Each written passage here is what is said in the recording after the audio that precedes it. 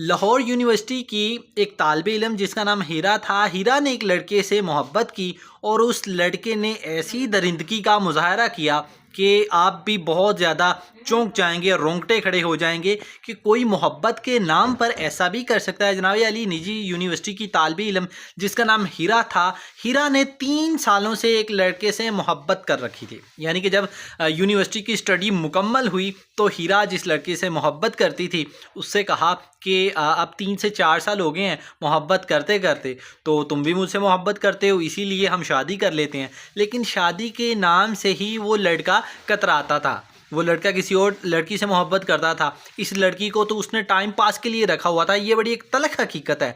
लेकिन जनाब अली जब इसरार किया हीरा ने उस लड़के से कि मैंने तुम्हारे साथ शादी करनी है, मैं तुम्हारे बिना रह नहीं सकती, तो उस लड़के के जहन में बड़ा ही एक शैतानी और एक दरिंदगी का मंसूबा आया।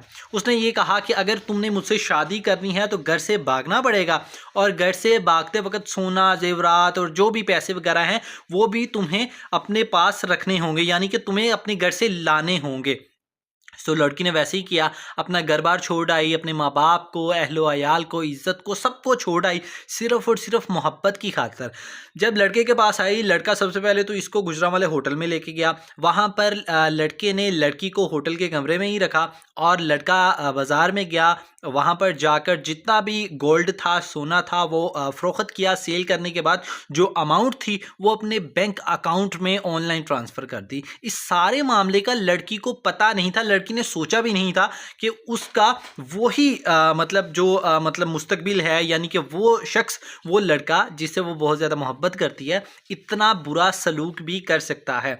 उसके बाद जनाब अली हुआ कुछ ऐसे कि ये जो हीरा थी, हीरा को थोड़ा थोड़ा ये मतलब मालूम होना शुरू हो गया कि उसका जो मुस्तकबिल का खामद है, यानी कि वो जिस लड़के से मोहब्बत करती है, उसके जो नज़रें हैं वो कुछ गलत हैं, यानी कि जिसकी इस्लाम इजाज़त नहीं देता, ना ही जिस बात की इंसानियत इजाज़त देती है, वो अमल, वो काम उस लड़के ने हीरा के साथ किए बग़ैर निकाह के।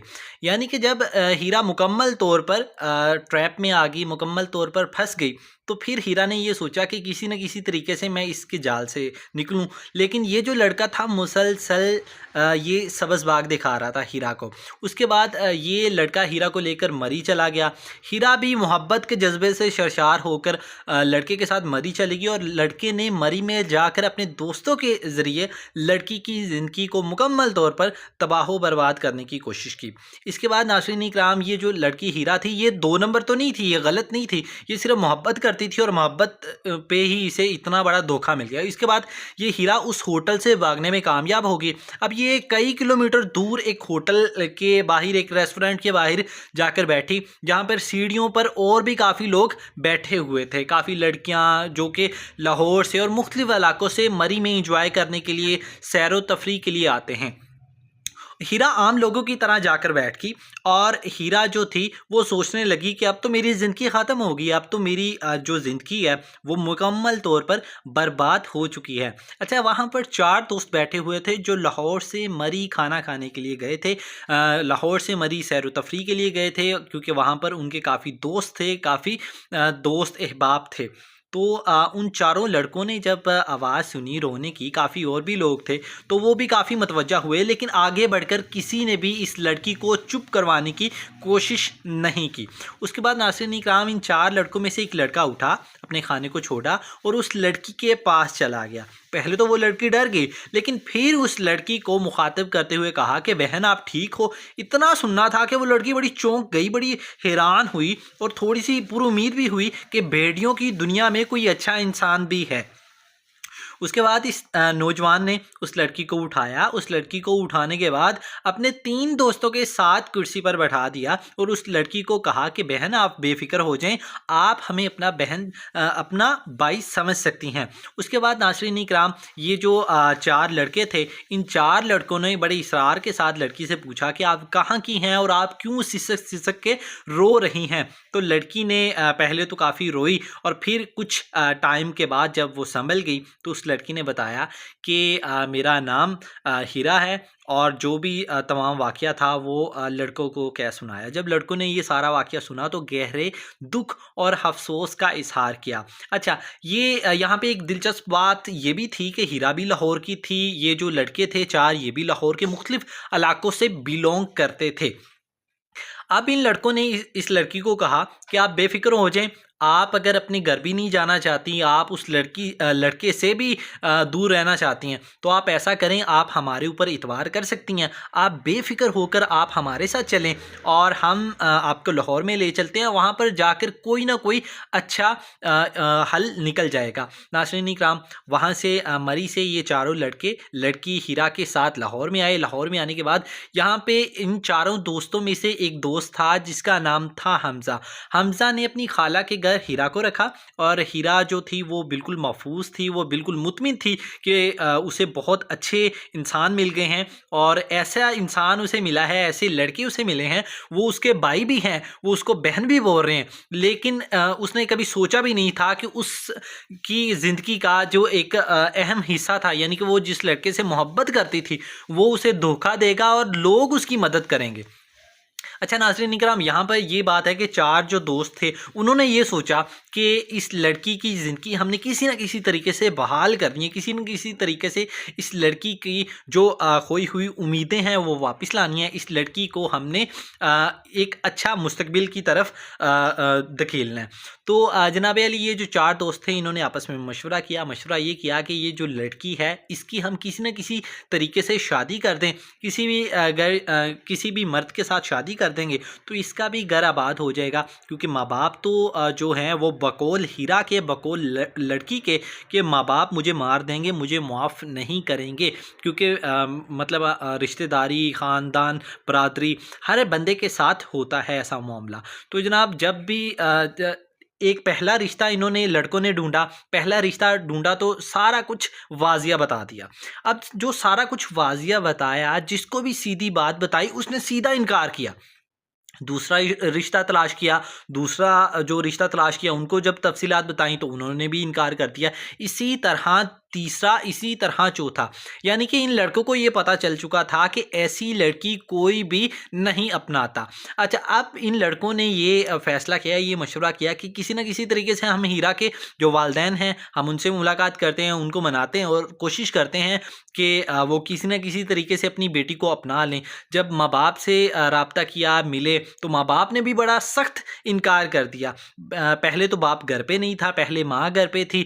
जब माँ ने हीरा का नाम सुना तो फ़ौरन से उसके जो चेहरे पर तासरात थे वो गुस्से के आ गए और उसने बड़े गुस्से से कहा कि मेरा ख़ावंद इस वक्त घर पर मौजूद नहीं है, वो जैसे ही घर में आएगा तो आप भी तब आ जाइएगा। मैं इस बारे में आपकी कोई मदद नहीं कर सकती, क्योंकि हमारी बेटी ने हमारे बारे में कुछ नहीं सोचा और अगर मैं अपनी बेटी के बारे में सोचूंगी तो मेरा ख़ावंद मुझे मुआफ़ नहीं करेगा। नाज़रीन इकराम, कुछ देर बाद उसका ख़ावंद यानी कि हीरा का वालिद घर पर आया, लेकिन उसने जब ये सुना तो उसने बहुत ज़्यादा गुस्से का, तैश का इज़हार किया।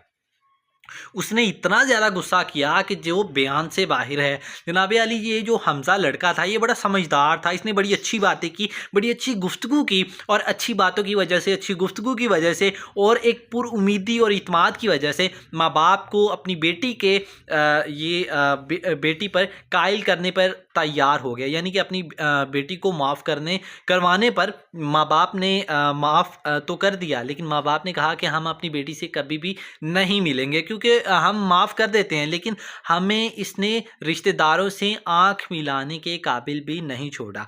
तो हमज़ा ने कहा ठीक है, आप बेशक माफ़ ना कीजिएगा, आप बेशक उसे अपने घर ना लाइएगा, लेकिन सिर्फ़ और सिर्फ एक दफ़ा मिल लें आप एक दफ़ा। हमज़ा के इसरार पर माँ बाप ने कहा ठीक है, आज तो नहीं कल हम आ जाएंगे, हमें आप बता दीजिएगा जगह, क्योंकि हम अपने घर अपनी बेटी को नहीं लाना चाहते, क्योंकि मोहल्लेदार, रिश्तेदार क्या सोचेंगे कि जो बेटी माँ बाप को छोड़कर चली गई थी, पता नहीं कितनी रातें बाहर रह कर आई है और क्या क्या कुछ इसके साथ हुआ है।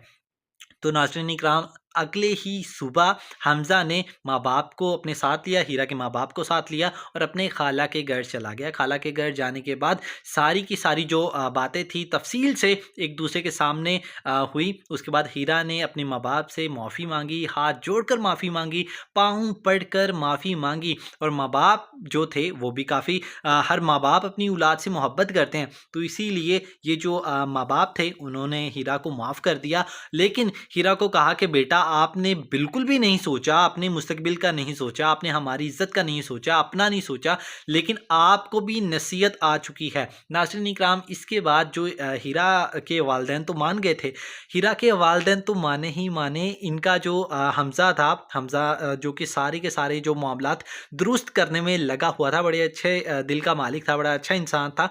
उसका एक दोस्त था फ़हद। फ़हद के 2 बच्चे थे, बीवी चंद महीने पहले फ़ौत हो चुकी थी, माँ-बाप थे जो बहुत ज़्यादा बूढ़े थे।